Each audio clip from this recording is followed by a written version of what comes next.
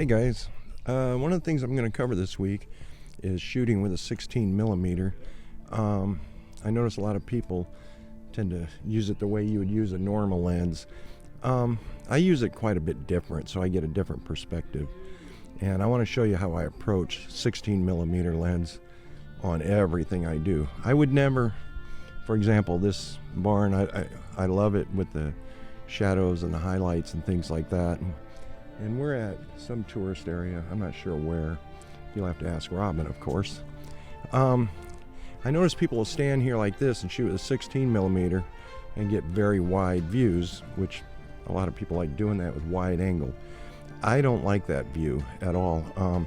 So if I was shooting like this, it's going to bring in a lot of information.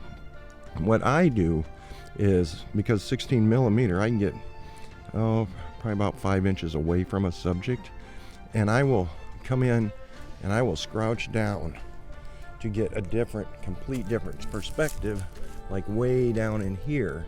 And I'll show you the photo I took of here in a bit.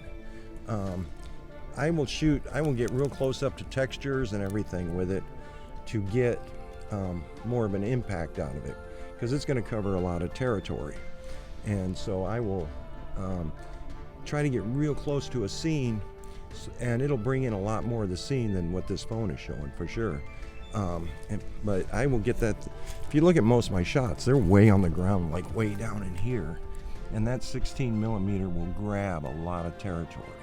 I've never ever shoot from back here just to get a bunch of stuff in a picture, because to me it makes it way too busy. You can get a lot of information in there, but now your eye is all over the place on a photo.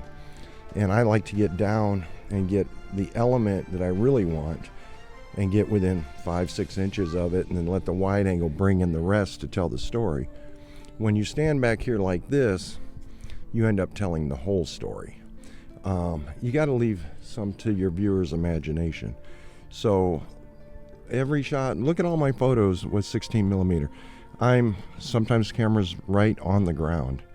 I've never shoot like this with a 16 millimeter, or like this over here.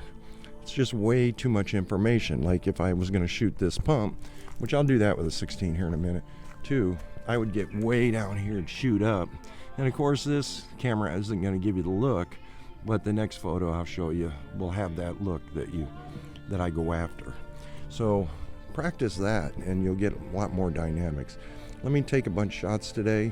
I'm going to do nothing but 16 millimeter, and I'll edit a couple. Talk to you in a bit. Bye.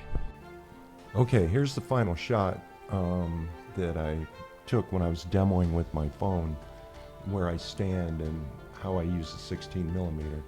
I would say I was probably about 10 inches away from this post, and that's how much information this 16 millimeter will put in. So I tend to try to get as close as possible, because I don't need the whole building and the whole trees behind it and all that. 16 millimeter, further back you get, it's going to bring in more information, and it causes the photo to get too busy for my likings anyway. If you're doing landscaping, you're shooting a beach and stuff, of course you're going to want to get as much of that as possible. But out and about, city, out in the country, when I'm forced to go out in the country with Robin, stuff like this I get very close to, because the story is in the texture and how old these things are. I don't need the whole building to tell that story for me. And this, I put the camera almost, I would say about 1 inch off the ground, and angled it up a little bit, and maybe about 10 inches away from the post. You can get extremely close with this lens. So that's the sample, what I got out of it, and it was just a real quick shot, just to demo the 16 millimeter. If you're interested in getting the 16 millimeter, purchase it through our store, because it helps keep this channel alive. And I keep saying today for some reason. But anyway, see, there I go, doing it again. All right, hope that helps. Bye.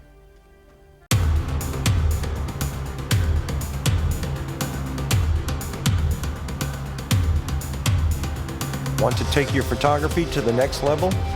From mastering your camera settings to stunning shots, I've got you covered. Join me as I break down pro techniques step by step. Start creating like a pro today. Check out the link below. Chasing Light Gallery.